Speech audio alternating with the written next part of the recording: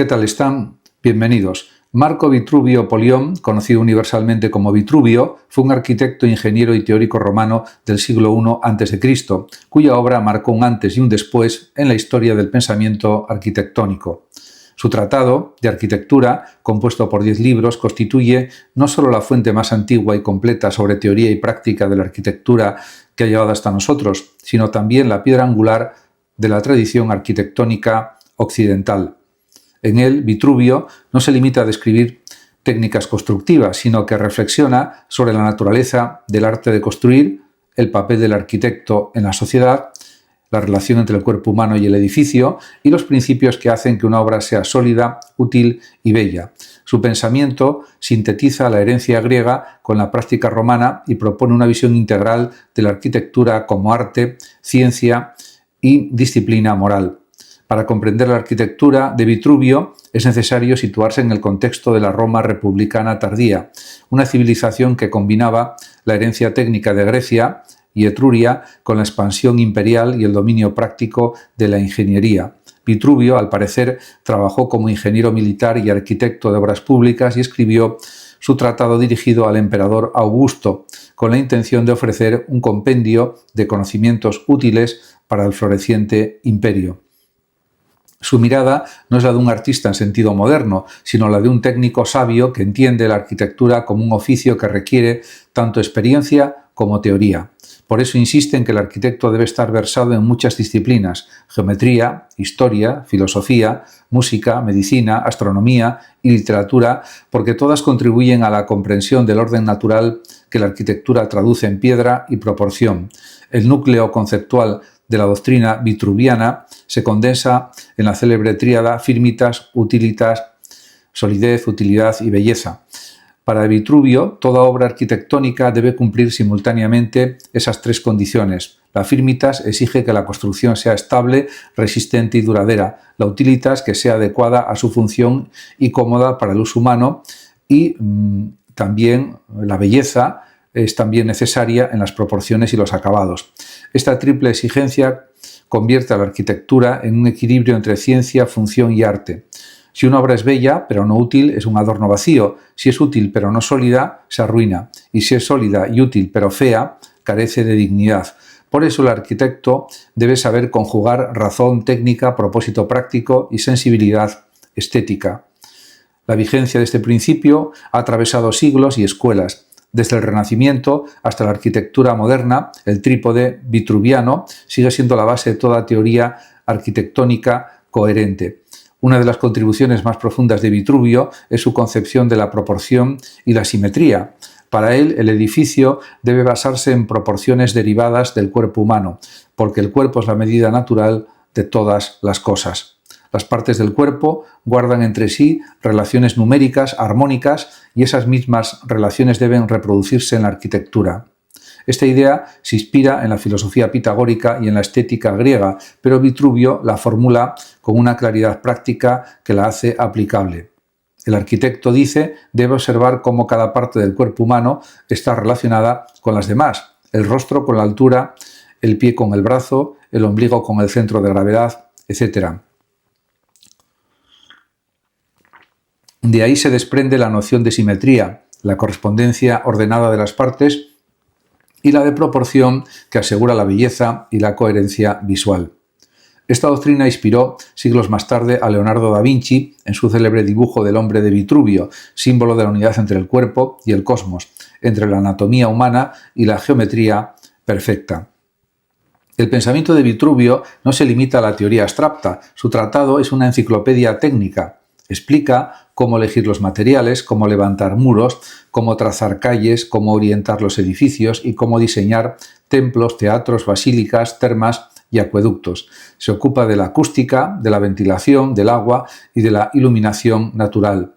Por eso, de arquitectura es también un testimonio de la ingeniería romana, de su precisión y pragmatismo. En los capítulos dedicados a los materiales, Vitruvio analiza la cal, el mortero, la arena, la madera y la piedra, explicando cómo deben mezclarse y aplicarse según el clima y el terreno. Advierte, por ejemplo, que las construcciones deben adaptarse al ambiente. En regiones frías conviene usar materiales cálidos y gruesos, mientras que en regiones cálidas se requieren estructuras ligeras y ventiladas. Con ello anticipa lo que hoy llamaríamos arquitectura bioclimática, basada en la relación entre el entorno y la edificación. Otro aspecto esencial de su pensamiento es la relación entre arquitectura y naturaleza. Para Vitruvio, la arquitectura imita los principios de la naturaleza, no sus formas superficiales. La proporción, la simetría y el orden que encontramos en el cuerpo humano o en las estructuras del mundo natural deben reflejarse, según él, en la obra construida. Esta visión organicista convierte a la arquitectura en una prolongación racional del orden natural. El arquitecto no impone caprichos, sino que colabora con las leyes del universo. Por eso el conocimiento de la astronomía, de los vientos y de las estaciones era indispensable. La orientación de una casa, el trazado de una ciudad o la disposición de un templo debían ajustarse al movimiento del sol y al flujo del aire. Vitruvio incluso recomienda analizar la dirección de los vientos antes de fundar una ciudad, para evitar que las corrientes frías o malsanas penetren en las calles. Esa atención al clima y al paisaje muestra su mentalidad empírica y su comprensión del entorno como factor arquitectónico. En los libros dedicados a los templos, Vitruvio formula su teoría de los órdenes arquitectónicos. Distingue el orden dórico, jónico y corintio, describiendo sus proporciones, ornamentaciones y significados simbólicos.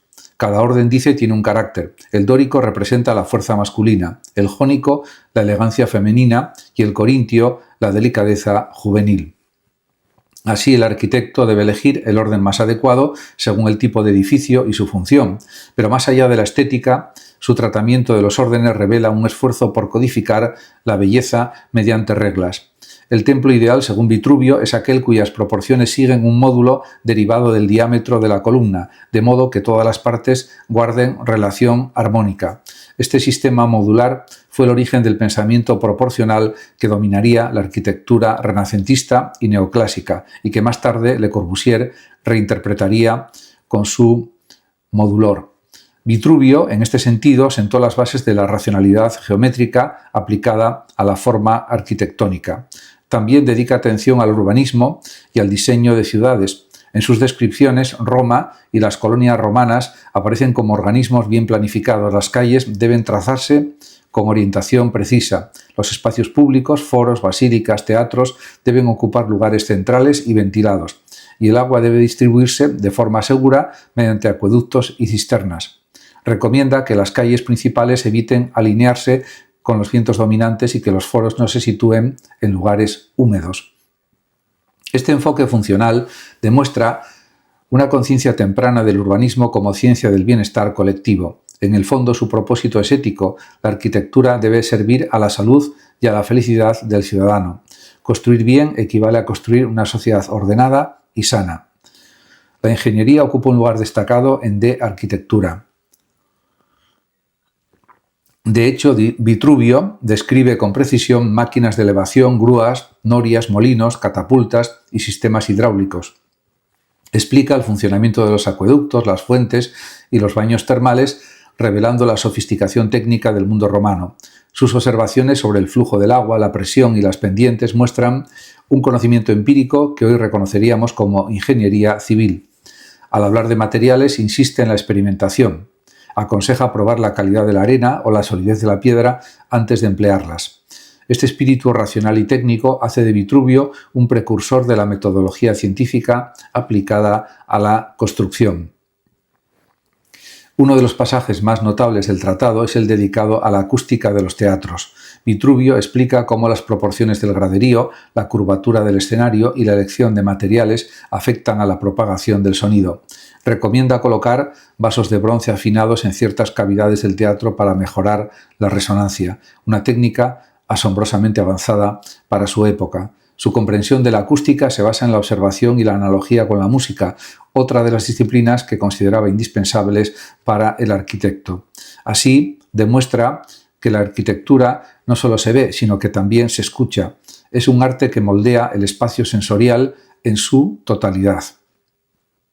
De este modo, en el plano teórico, Vitruvio insiste también en la necesidad de conjugar práctica y conocimiento. Critica a los constructores que solo confían en la experiencia sin comprender las causas de lo que hacen y también a los teóricos que no saben llevar a la realidad sus ideas.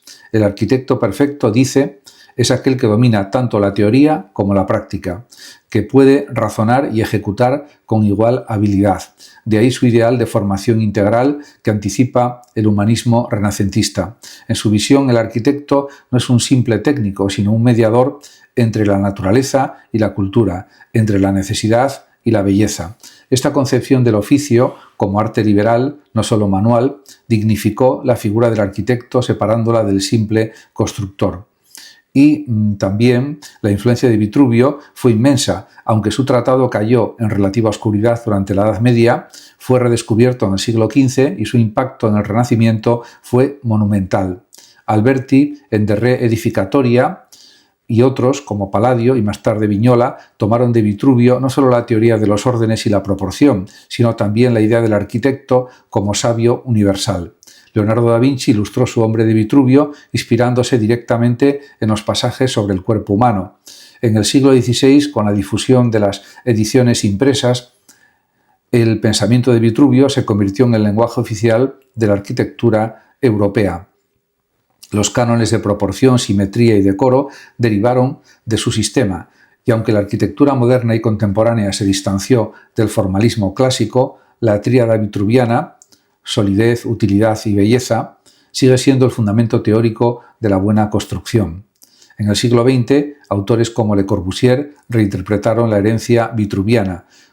Su famoso modulor, una escala de proporciones basada en el cuerpo humano, es una actualización moderna del principio vitruviano de armonía antropométrica.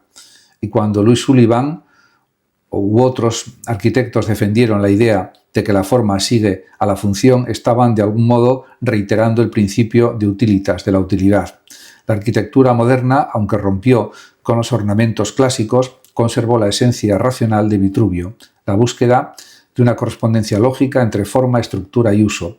Incluso la arquitectura sostenible actual, que considera el entorno, la orientación y el clima, prolonga intuiciones ya presentes en su tratado. La vigencia de Vitruvio se explica también porque su obra trasciende lo técnico para convertirse en una reflexión moral sobre el arte de construir. En sus páginas hay una ética del oficio. El arquitecto debe ser honesto, prudente y modesto, y su labor debe estar al servicio de la comunidad. Construir bien para él no es solo una cuestión de técnica, sino de virtud. Una mala arquitectura, dice, puede causar enfermedades o desgracias. Una buena arquitectura mejora la vida humana. Este sentido ético y cívico hace de Vitruvio un pensador humanista antes del humanismo. Entendió que los edificios reflejan el carácter moral de quienes los habitan y de quienes los erigen. Así la arquitectura se convierte en espejo de la civilización.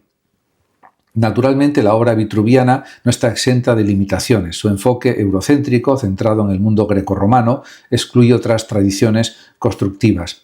Su ideal de proporción puede parecer rígido frente a la diversidad cultural y estética del mundo actual, y algunas de sus prescripciones técnicas han quedado obsoletas. Sin embargo, su valor radica menos en la literalidad de sus reglas que en el espíritu racional y armónico que las inspira.